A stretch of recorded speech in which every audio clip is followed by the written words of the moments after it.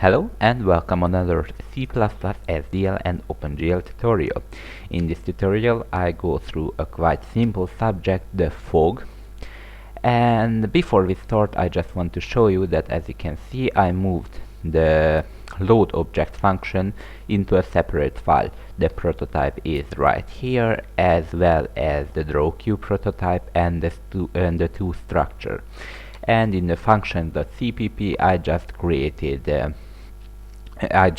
implement, so make the actual coding. So I think I don't have to explain what fog is, probably you know, so let's get started. So first of all, to use the fog you need to enable it, so gl enable gl fog. It was just as simple as that. Now you enable the fog. Now you just set the properties of this fog. First of all, you need to decide what kind of calculation do you want. So I just draw here this simple coordinate system. The distance in increase this way, and the percent of the color is this way. So percent of the fog color, so the fog thick, we can say that, or something. So one of the simplest calculation. Oh, by the way, this lower line want to represent there is no fog.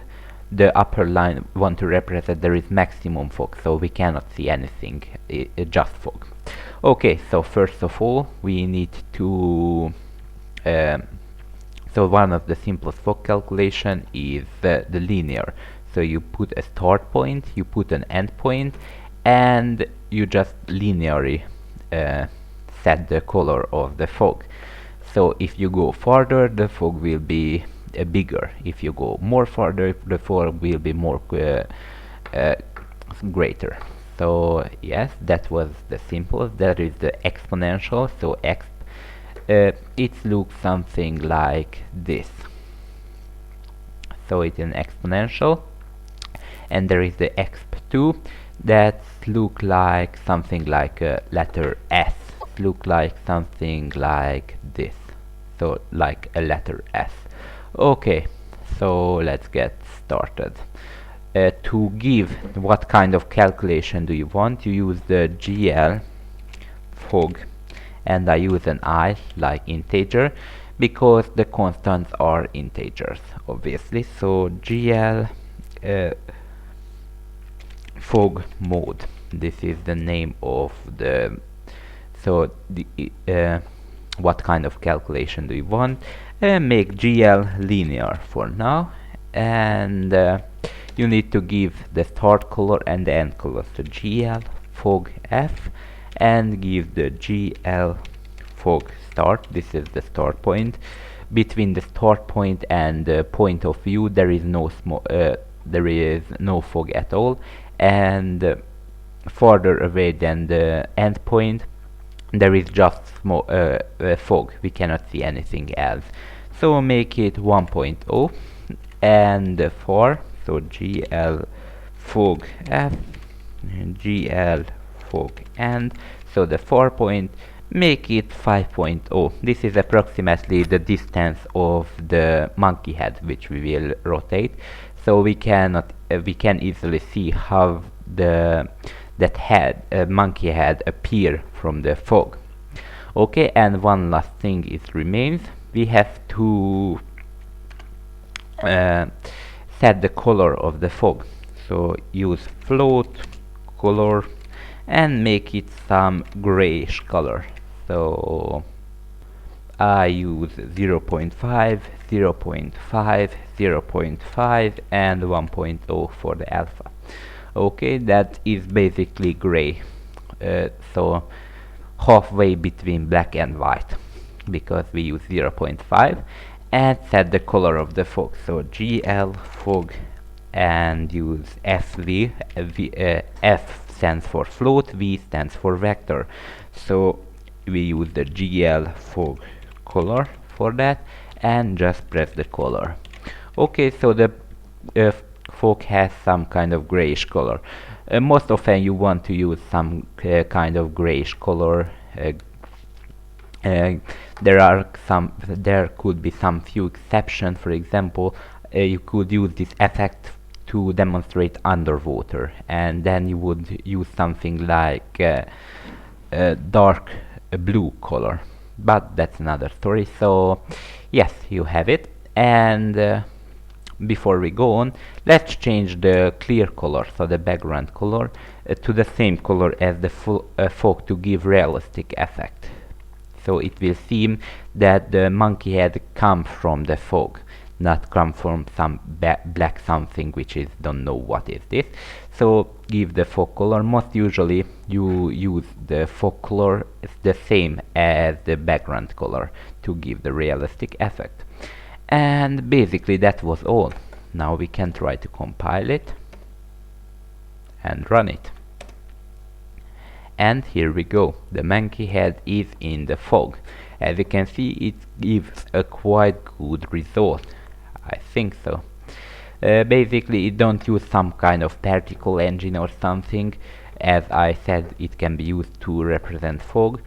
It is actually get the distance of every single pixel and use the linear formula to calculate how much fog color should it add to the given pixel. So it basically don't add nothing particles in the 3D space, just add some color to each of the pixels, because it is gives higher performance. By the way, it can so this fog can give a little bit higher performance, because the object which is farther away don't have to be drawn. So a little bit performance, and if you use fog, it will not seem whenever the object is popping in, because it is in the perspective. So for example, if there is no smoke and I go forward and something is in this frustum, then it will suddenly popping in when the distance is 500. But if you use fog, you cannot see when an object popping in, so it is a good way to use. Okay, now try the exponential. You need to change this linear to x, so exponential, and then in case of exponential, the start and the end point is not count, so it is not used for anything, so we can even delete it. We use something called density. This is actually a number which is used in the formula. I experienced a little bit and I find that 0.6 approximately good. So GL fog F and GL fog density, and just give 0.6. Okay, and basically that's all change you have to do according to make it an exponential. So if I start it now, it is an exponential. Actually it's a little bit different, as you can see. In case of linear, you could see the front much sharper, so much better, and for you cannot even see. In this case you can see both, but everything is a little foggy. And there is the exponential too. In order to use the exponential 2, just write a 2 in here, so exp2. Okay, and now if you run the program, you basically can see it. So maybe set it a little bit lower, so 0.3. Okay, here we go. And I like to use the linear, so that seems most easier, because I can give where the fog starts, where it is end, and it will be linearly calculate each how much fog color should it give to it. So I most likely use the linear if I have to, but I just want to show you all possibility which you can use. So I think that's about this tutorial. I said it will be quite easy. Thank you for watching and have a great day.